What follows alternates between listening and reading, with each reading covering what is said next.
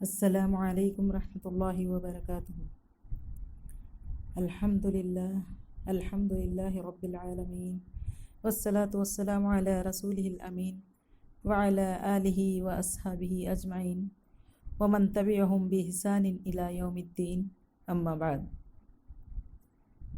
عن ابی ہریرہ عبد الرحمن بن صخر رضی اللہ عنہ قال سمعت رسول اللہ صلی اللہ علیہ وسلم یقول ما نهيتكم عنه فاجتنبوه وما أمرتكم به فافعلوا منه ما استطعتم فإنما أهلك الذين من قبلكم كثرة مسائلهم واختلافهم على أنبيائهم، رواه البخاری ومسلم۔ رب اشرح لي صدری ويسر لي أمری واحلل عقدة من لسانی يفقهوا قولی۔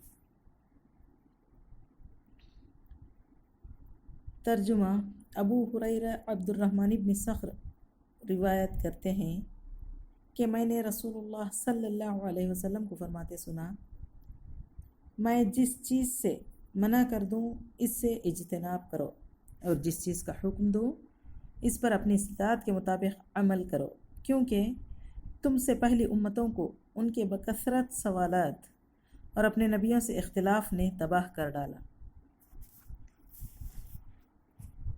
اس حدیث کے راوی حضرت ابو ہریرہ رضی اللہ تعالی عنہ ہیں۔ آپ کا اصل نام عبد الرحمن ابن صخر تھا۔ آپ کا تعلق یمن کے مشہور قبیلہ دوس سے تھا۔ صحابہ اکرام میں سب سے زیادہ احادیث روایت کرنے والے اور حدیثوں کو یاد کرنے والے ہیں۔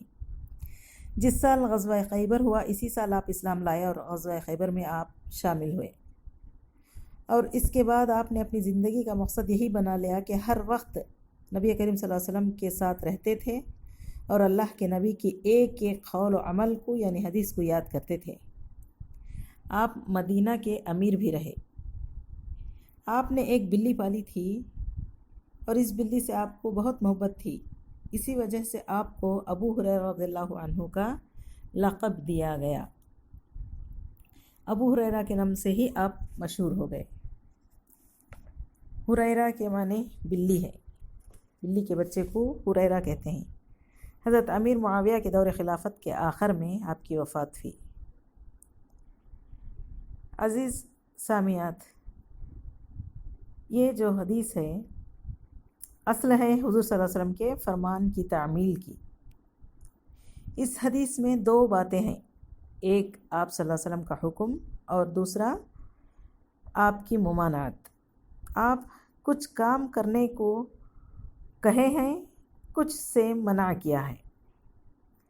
آپ صلی اللہ علیہ وسلم جس چیز کو کرنے کا حکم دیا ہے اس کو کرنا ضروری ہے، اور جس چیز کو منع کیا ہے اس سے رک جانا ضروری ہے۔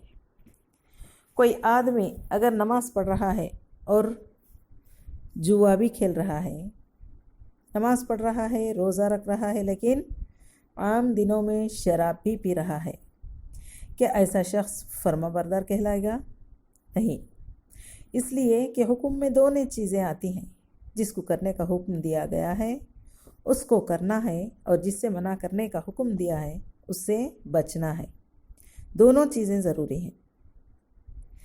عزیز سامعین و سامعات، آپ دیکھیں کہ جس کام کو آپ صلی اللہ علیہ وسلم نے کرنے کا حکم دیا ہے اس میں آپ صلی اللہ علیہ وسلم نے فرمایا کہ جتنا ہو سکے کرو اپنی استطاعت کے مطابق، لیکن جس کام کو منع کیا ہے اس میں نہیں کہا کہ جتنا ہو سکے کرو، جتنا ہو سکے بچو، ایسا نہیں کہا۔ کوئی آدمی کہتا ہے کہ میں تھوڑی سی شراب پی لیتا ہوں، زیادہ نہیں پیوں گا، کیا ایسا ہو سکے گا؟ اس میں رکنا ضروری ہے۔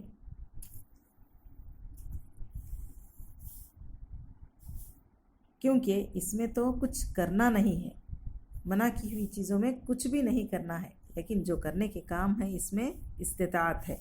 مثلا نماز کھڑے ہو کر پڑھنا ہے مگر اتنی طاقت نہیں ہے، بیمار ہے، نہیں کر سکتا تو بیٹھ کے پڑھ سکتا ہے، بیٹھ کے بھی نہیں پڑھ سکتا تو لیٹ کے پڑھ سکتا ہے۔ لہٰذا اسلام میں سختی نہیں ہے، شریعت میں ایسا کوئی حکم نہیں ہے کہ کرو یا مرو، نہیں، جتنا ہو سکے کرو، اپنی طاقت کے مطابق کرو۔ کوئی جوان ہے، کوئی بوڑھا ہے، کوئی صحت مند ہے، کوئی مریض ہے، اسلام میں انسان کی طاقت کا لحاظ رکھا گیا ہے۔ اس حدیث سے یہ بات معلوم ہوتی ہے کہ اسلام دین رحمت ہے، اور آگے بتایا گیا ہے کہ تم سے پہلے کے لوگ ہلاک ہوئے۔ کیوں؟ 2 وجہ تھی۔ پہلی وجہ یہ ہے کہ کثرت سوال۔ کثرت سوال کیسے؟ ایک حکم ہوا، اس کے بارے میں اتنے سوال کرنا کہ وہ حکم مشکل ہو جائے۔ جیسے اللہ تعالیٰ نے گائے ذبح کرنے کا حکم دیا، اس گائے کے بارے میں اتنے سوالات کیے گئے کہ وہ کیسی ہونی چاہیے، اس کا رنگ کیا ہو، دیکھنے میں کیسی ہو، اس کی اتنی زیادہ کنڈیشنز پوچھی گئیں کہ وہ چیز مشکل ہو گئی۔ تو اسی طرح ایک حدیث ہے صحیح مسلم کی، ابو ہریرہ رضی اللہ عنہ کہتے ہیں کہ اللہ تعالیٰ کے رسول صلی اللہ علیہ وسلم نے ہمیں خطبہ دیا، اور اس خطبے میں ہمیں فرمایا کہ اے لوگو، اللہ تعالیٰ نے تم پر حج فرض کیا ہے تو حج کرو، فحجو یعنی حج کرو۔ تو یہ ایک صحابی اٹھ کھڑے ہوئے اور انہوں نے کہا، اکل آمن یا رسول اللہ صلی اللہ علیہ وسلم، اے اللہ کے رسول صلی اللہ علیہ وسلم، کیا یہ ہر سال فرض ہے؟ فسکت، آپ خاموش رہے۔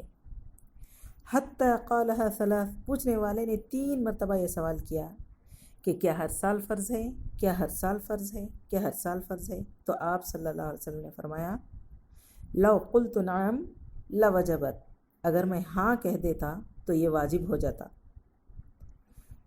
وَلَمَا اسْتَطَعْتُمْ، اگر ہر سال فرض ہو جاتا تو تمہاری استطاعت کے باہر ہو جاتا، تمہاری طاقت کے باہر ہو جاتا۔ پھر آپ صلی اللہ علیہ وسلم نے فرمایا، ذرونی ما ترکتکم، جس حال پر میں نے تم کو چھوڑا ہے اسی حال پر مجھ کو چھوڑ دو۔ فَإِنَّمَا هَلَكَ مَنْ كَانَ قَبْلَكُمْ بِكَثْرَةِ سُؤَالِهِمْ وَاخْتِلَافِهِمْ عَلَىٰ أَنْبِيَائِهِمْ، تم سے پہلے کے لوگ زیادہ سوال کرنے کی وجہ سے اور اپنے نبیوں سے اختلاف کرنے کی وجہ سے ہلاک ہو گئے۔ فَإِذَا أَمَرْتُكُمْ بِشَيْءٍ فَأْتُوا مِنْهُ مَا اسْتَطَعْتُمْ، جب میں تم کو کسی چیز کا حکم دوں تو جتنی استطاعت ہو وہ کام کرو۔ وَإِذَا نَهَيْتُكُمْ، اور جب میں کسی چیز سے روک دوں تو اس سے بچو۔ آپ صلی اللہ علیہ وسلم نے جس چیز کا حکم دیا ہے اس سے رک جانا ضروری ہے۔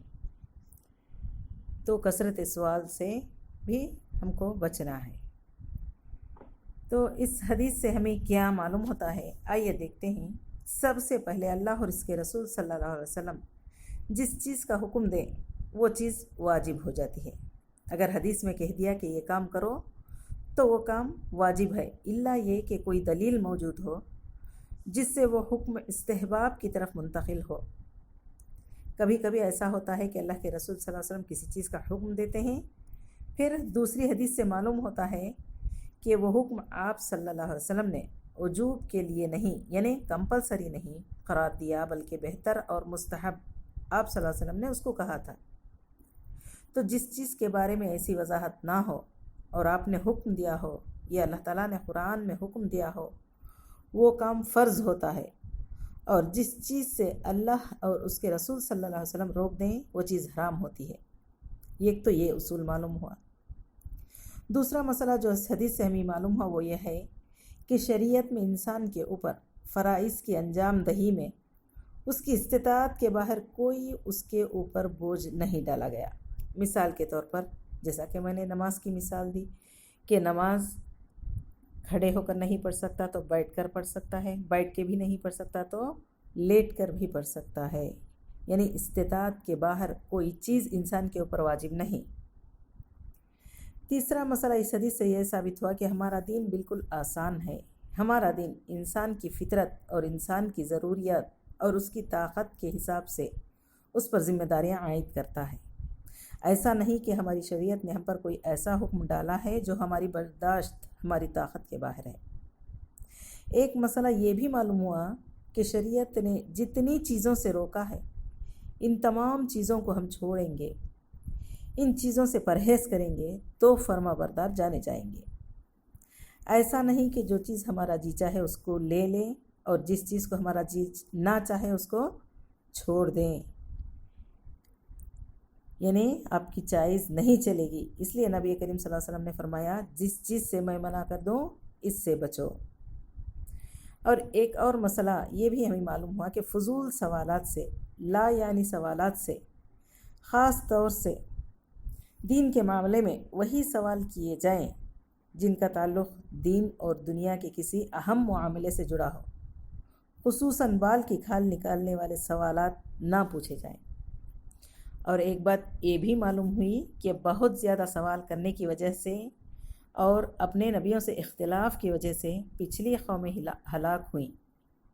تو یہ تھا اس حدیث کا خلاصہ۔ الحمدللہ اللہ تعالیٰ سے دعا ہے کہ اللہ تعالیٰ ہم کو سنت پر عمل کرنے اور حضور اکرم صلی اللہ علیہ وسلم کی منع کردہ چیزوں سے بچنے کی توفیق عطا فرمائے۔